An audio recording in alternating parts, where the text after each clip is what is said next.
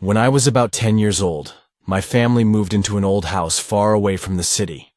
It was the kind of place you see in movies: creaky wooden floors, narrow staircases, and a strange smell that mixed dust, wood polish, and something else I couldn't quite put my finger on.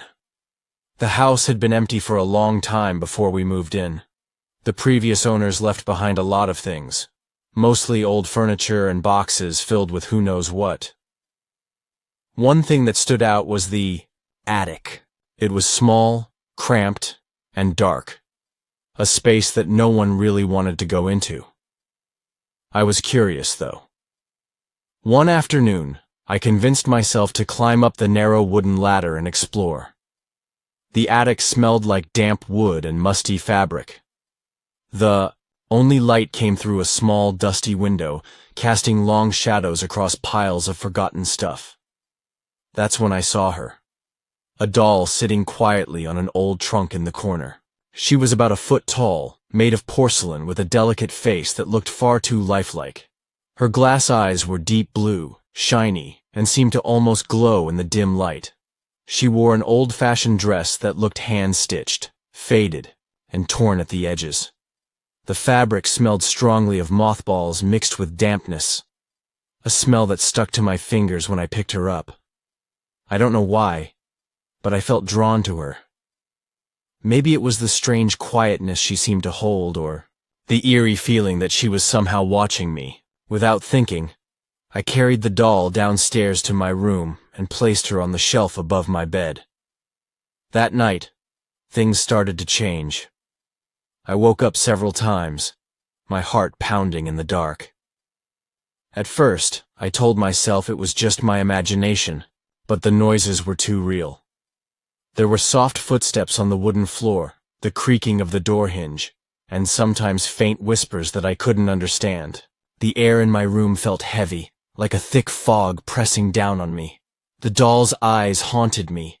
During the day, they just stared blankly, but at night, I felt like they were alive, watching me, following my every move. I tried not to look at her for too long because it made my skin crawl. One night, I woke up suddenly. The room was cold, colder than usual, and the moonlight coming through the window made long shadows across the floor. My eyes immediately went to the doll's shelf, but she wasn't there. Panic hit me like a wave.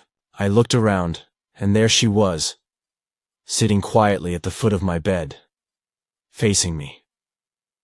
I froze. My hands were shaking so badly I couldn't even scream. I didn't remember moving her. I blinked, and the doll's glass eyes seemed to stare right into mine. The silence was thick and terrifying. I pulled the blanket up over my head and tried to breathe slowly, hoping it was a bad dream.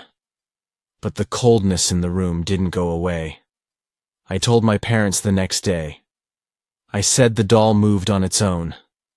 They just laughed and told me it was all in my head, just the excitement of the new house messing with me. But the nights only got worse. I started hearing scratching sounds coming from my closet. It was like something was trying to get out, or in. The door to the closet would slowly creak open in the middle of the night, and I could hear soft breathing just outside. One night, I swore I felt a cold hand brush against mine while I was lying in bed.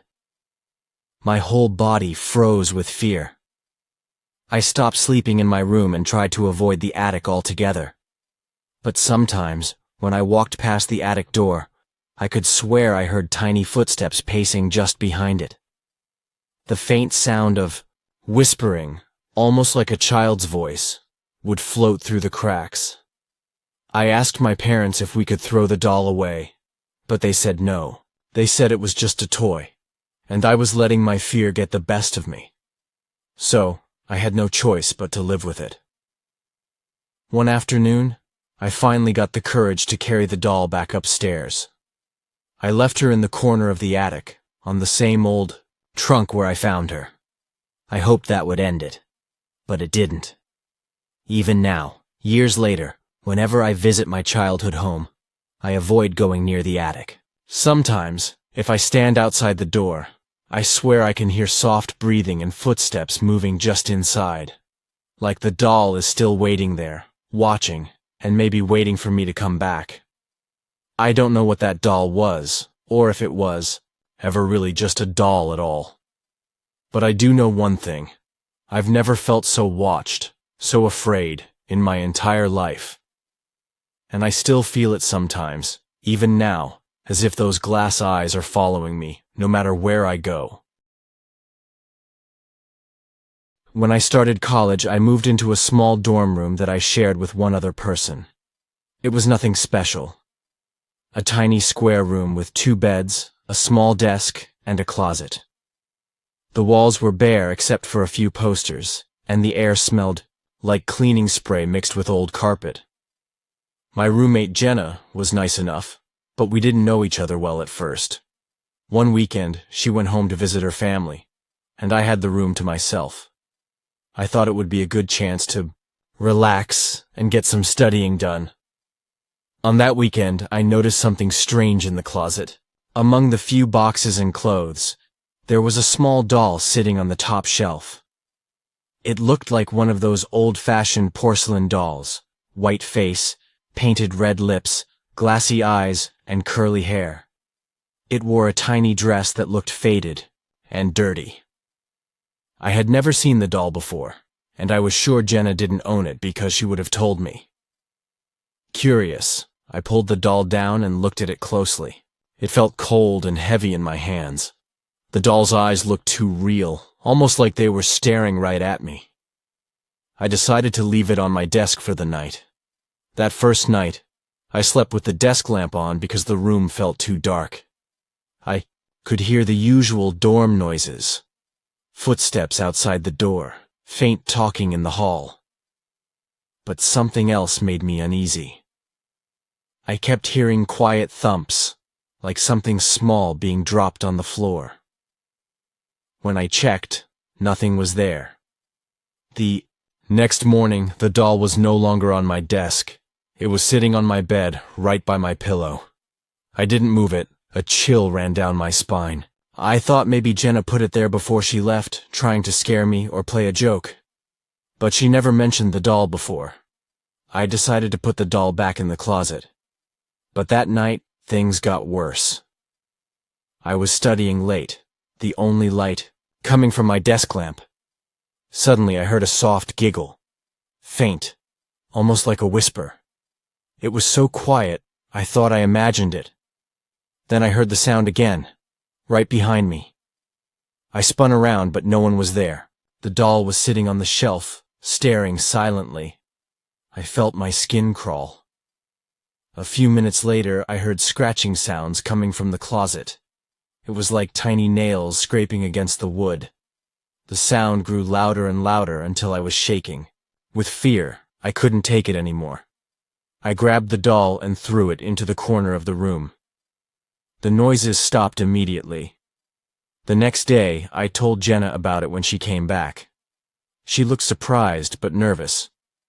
"That doll," she said quietly, "was left here by the last girl who lived in this room. They say it's haunted. She said it moved by itself, and sometimes she heard it laughing." I wanted to laugh it off, but something in Jenna's voice made me uneasy. She told me the girl had moved out suddenly, never saying why. That night, I locked the doll in my closet and put a heavy box on top of it. I was determined not to let it scare me anymore. But late that night, I woke up to the sound of soft footsteps. The room was cold, and I could see my breath in the air. I opened my eyes slowly and saw the doll sitting on the floor beside my bed, facing me. Its glass eyes seemed to shine in the dark. I swear I could feel it watching me. I closed my eyes tight and pulled the blanket over my head, trying to block out the fear. But then I felt a tiny hand brush against my arm. Cold, soft, and very real. I didn't sleep the rest of the night. The next morning, the doll was back in the closet, but the box was pushed aside. I never found out how it got loose. After that weekend, I begged Jenna to let me switch rooms. She understood and helped me move my things. The doll stayed behind, but the feeling didn't leave me. Even months later, when I walked past that dorm, I would see a shadow in the window, sitting, still watching. Sometimes I thought I heard soft giggles in the hallway when no one was there. I don't know what was wrong with that doll, but I'm sure it wasn't just a toy, and I hope I never see it again.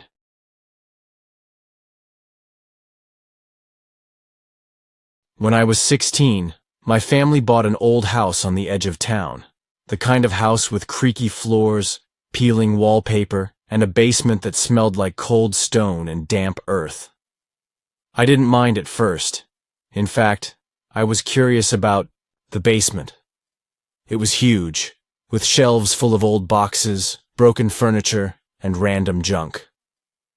One day, while helping my dad clean, I found a doll in the corner, half hidden under a pile of newspapers. She was a rag doll, with cloth skin and yarn hair. Her face was painted with simple eyes and a crooked smile. She wore a faded blue dress, stained with dirt and time. The doll smelled musty, like wet fabric left outside too long. I picked her up and brushed off the dust. For some reason, I felt a chill run through me the moment I held her. I don't know why I kept the doll, but I did. I brought her upstairs and put her on my bedroom shelf. At first, nothing strange happened, but after a few days, I started to feel like the doll was watching me. When I was alone in my room, I could swear the doll's head had turned just a little, as if she was following me with her eyes. One night, I woke up to a strange noise, soft tapping, like fingernails against wood. It was coming from my shelf. I turned on my lamp and looked. The doll was sitting there, but her head was tilted sideways, almost like she was listening. I felt a cold breeze even though the window was closed. That night, I couldn't sleep. I kept hearing faint whispers that seemed to float from the direction of the doll. I thought maybe it was my imagination, but the feeling of being watched didn't go away. The next day, I tried to put the doll back in the basement, hoping that would stop everything. But when I went down there, the doll wasn't where I left her. She was sitting on the stairs, halfway up, facing me. I froze. I don't know how the doll got there, but I swear I didn't move her. After that, the strange things got worse. One evening, I was alone at home. The house was quiet except for the ticking of the clock. I was in my room doing homework when I heard footsteps downstairs. Not the slow, heavy footsteps of an adult, but quick, light steps, like a child running around. Called out, but no one answered. Then I heard the soft giggle. It was chilling, high-pitched and sudden, like a sound that doesn't belong in the silence of the house. I got up and went to the basement door. It was closed. I tried to open it, but it was stuck. Suddenly the lights flickered and went out. Stood in the dark, heart pounding. The air was thick and cold. I heard the tapping again, this time right behind me. I didn't dare turn around. After what felt like forever, the lights came back on.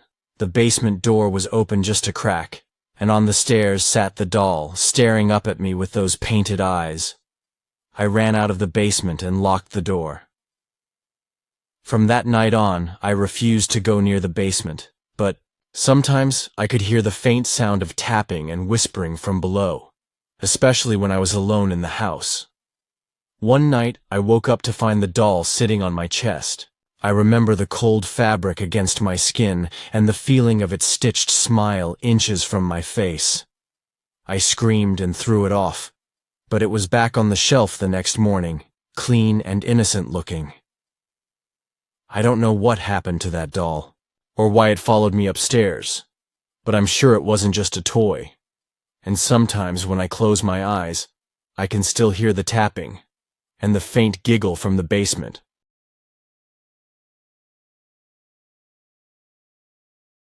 A few years ago, I was traveling alone for work. I stayed at a small old hotel in a quiet town. It wasn't fancy, just a simple place with creaky floors, faded wallpaper, and an elevator that smelled like old metal and dust. The kind of hotel that looked a little worn down, but cheap and close to my meeting. When I checked in, the receptionist gave me my key and told me I was in room 307. I took the elevator up, which creaked and groaned the whole way. When I opened the door, the room smelled like old perfume and cleaning spray. The curtains were heavy and dusty. The bedspread was thick and scratchy. After unpacking, I sat on the bed and noticed something on the dresser near the window. It was a small doll, maybe 6 inches tall. It was made of cloth, with button eyes and red yarn hair. It wore a little dress with lace and ribbons. The doll looked old, like it had been there for years. I didn't know where it came from, and I didn't see anyone else in the room. I figured maybe the hotel left it as some kind of decoration. I picked it up, and it felt cold and stiff in my hands. That night, after my meeting, I got back to the room late. The hotel was quiet. I turned on the TV but wasn't really watching. I placed the doll on the nightstand next to the bed. Later, when I was about to sleep, I saw something strange. The doll wasn't where I left it. It was sitting on the floor, by the door, facing the room. I thought maybe I knocked it over by accident. I picked it up and put it back on the nightstand. But then, I heard soft footsteps. Not loud, just gentle steps, like someone walking on carpet. The room was still except for that sound. I looked around, but I was alone. I lay down and tried to ignore it. Suddenly, I heard a quiet whisper right next to my ear. It was so soft, like a breath. I sat up fast, but no one was there. The doll was still on the nightstand, but now its head was turned to face me. I felt a chill run down my back. I tried to convince myself I was tired or imagining things. But the next night was worse. I was reading a book when I heard the doll move. It was subtle, the sound of fabric brushing against the wooden surface. I looked at the doll, and it was closer to the bed than before. It had moved maybe a few inches. I grabbed it and put it back on the dresser, then locked the door.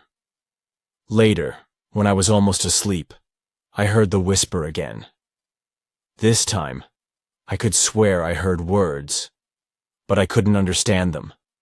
I reached for the light, but my hand felt icy cold, like something was holding me down. I finally turned the lamp on. The doll was gone. I searched the room for it, but I couldn't find it. Then, I felt something brush my foot. I looked down and saw the doll sitting right there, on the edge of the bed. I wanted to scream but couldn't. The next morning, I checked out quickly. I told the receptionist about the doll, but she looked confused. She said no one ever left a doll in that room. I asked if other guests reported anything strange, but she said no. I've never forgotten that doll or the feeling it gave me. It was like it wasn't just an object, but something alive, watching, me, waiting. I still wonder who left that doll in the hotel room, and sometimes, when I'm alone at night, I think I can hear faint footsteps and whispers, just like in that room.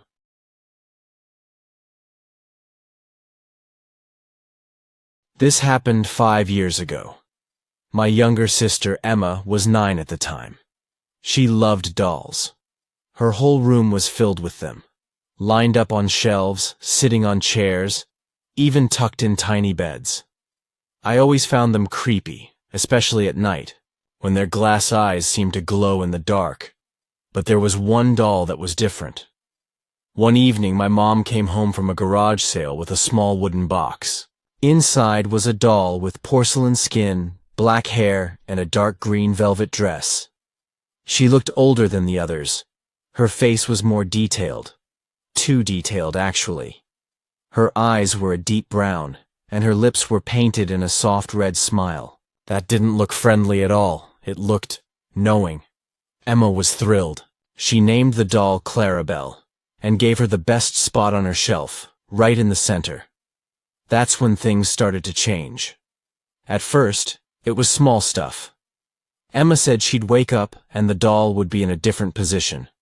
One morning, Clarabelle was sitting at Emma's desk facing the bed. Another time, she was found at the foot of the bed, her little porcelain hands folded neatly in her lap. My parents thought Emma was just playing games or sleepwalking. But Emma swore she didn't touch the doll. She also started complaining that Clarabelle whispered to her at night. She said the doll told her things, mean things, that she didn't belong, that no one liked her, that she should do bad stuff. My parents thought she was imagining things, but I believed her. One night, I was walking past her room to go to the bathroom. The door was open just a crack. I stopped when I heard a soft voice, high-pitched and slow, like a child speaking underwater. I couldn't make out the words, but it sent shivers down my back. I pushed the door open. Emma was asleep in bed. Clarabelle was sitting on the pillow, right next to her head. I walked in and moved the doll back to the shelf. I told myself maybe the doll had fallen off, but deep down, I knew that wasn't true. The way it was placed, sitting upright, eyes forward, it wasn't a fall. After that night, things got worse.